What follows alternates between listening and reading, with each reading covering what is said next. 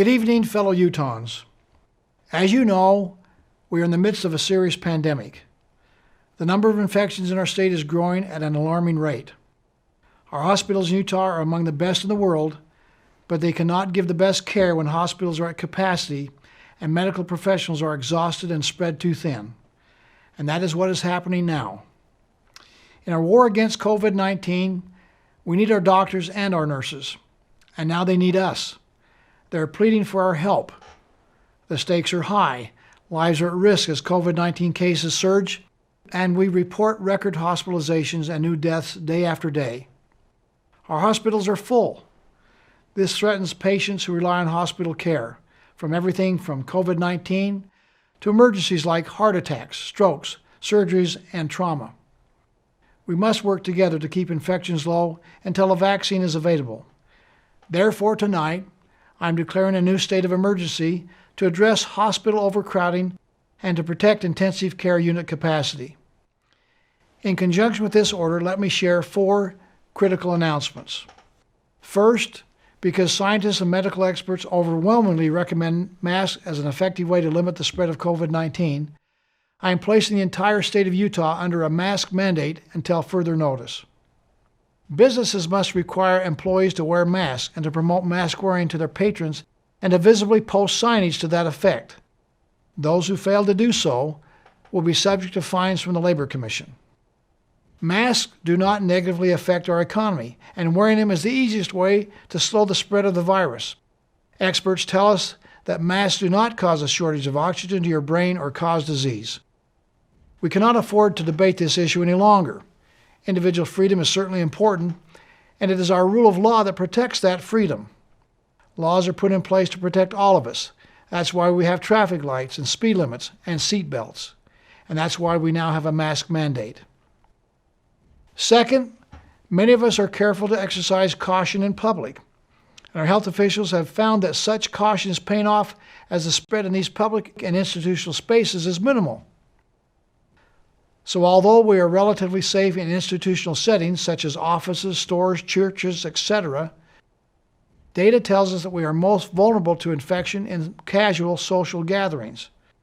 It is crucial that we exercise more caution when socializing with those who do not live with us in our homes. Therefore, by order of my office and the Utah Department of Health, Utahns may not participate in or host casual social gatherings with individuals other than those in their immediate household for the next 2 weeks, which is the incubation period of COVID-19. Many of you will have questions about how to safely gather during the upcoming holidays.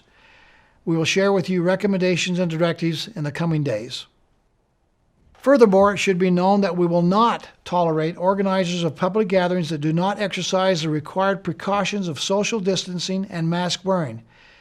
State and local authorities will prosecute and hold accountable those who sponsor and organize such events and gatherings. Organizers will be subject to fines of up to $10,000 per occurrence. Third, we do commend those students who want to participate in school sports and activities.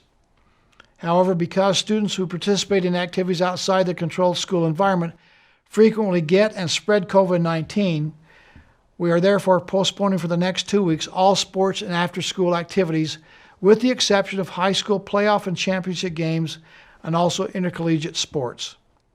This suspension includes club sports, city-sponsored sports, and intramural sports, as well as other club activities. This is a 2-week postponement that will enable us to immediately prioritize testing of student athletes involved in playoff and championship games and put in place a robust process of testing student athletes involved in other winter sports and activities. Testing of intercollegiate athletes is already occurring under the direction of their respective conferences. Furthermore, students should not gather in social groups outside of regular school hours during the next 2 weeks and must be very careful thereafter. Our data shows that individuals aged 15 to 24 have not been careful in their casual social gatherings, and that the highest rates of spread are now occurring among this age group. Fourth, during this 2-week period, our public health teams will significantly expand our testing operations. During this 2-week period and beyond, we will test more people who have symptoms, and we will also launch a targeted testing program for those who don't have symptoms. This will begin with weekly testing for our university students and expand to include high school students who participate in extracurricular activities, people in the workplace under the age of 35, and our high school teachers. We will also expand the role of our National Guard in testing and contact tracing. Now let me be clear. What I have shared with you this evening is not a shutdown of our society or our economy. We're not closing any businesses. Our health experts, in fact, agree that a full economic shutdown is not necessary nor warranted to slow the spread of COVID-19, but that the wearing of masks and exercising every precaution when it comes to gathering with others, including social distancing, is crucial. Utah is open for business. You can still shop, dine in, or carry out, exercise, worship, and recreate, and many other things. We are just saying stay within your household group whenever possible, particularly for the next 2 weeks. Also, there's more that you can do. For example, you can get your flu shot. Our hospitals have now started treating the first influenza cases of the season. And by getting a flu shot, you can save critical hospital space for others. Finally, I know it is easy to become discouraged. We have lost 659 Utahns to this cruel virus. Too many have lost jobs and worry about how to pay for food and housing. Too many feel isolated and alone. Simple actions can make a critical difference. So let's find ways through technology and other means to help each other through this difficult time. If your needs are immediate and critical, please call 211. We must all remain vigilant until a vaccine is widely available, but we cannot wait upon a vaccine knowing the havoc that this pandemic has wreaked on families, schools, and businesses. We must do more, and we must do it now. That is why I've issued these critical orders and mandates. But there is no legislation or executive order that can mandate civility, respect, and basic consideration for others. This is about so much more than just mandates. This is about personal responsibility. In this month of Thanksgiving and gratitude, I am grateful for you, my fellow Utahns, my neighbors, and my friends.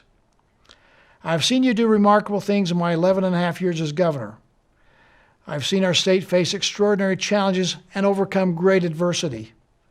I ask you now, and I implore you, to do everything within your power to stop the spread of this disease. The day will come when we won't have to wear masks or social distance, when we'll be able to see everyone we love and care about and give hugs and handshakes without worrying about unknowingly spreading this disease.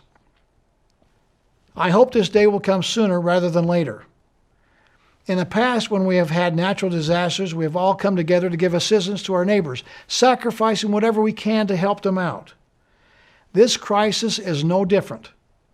It is time for the divisiveness to end and for all of us as Utahns to unite in making whatever sacrifices are necessary to help our neighbor and to bring healing back to our state. I know that we can and that we will prevail as we all make the small sacrifices necessary to save many lives and protect our health. May God bless us in this effort. May God bless you. May God continue to bless the great state of Utah. Thank you, and good night.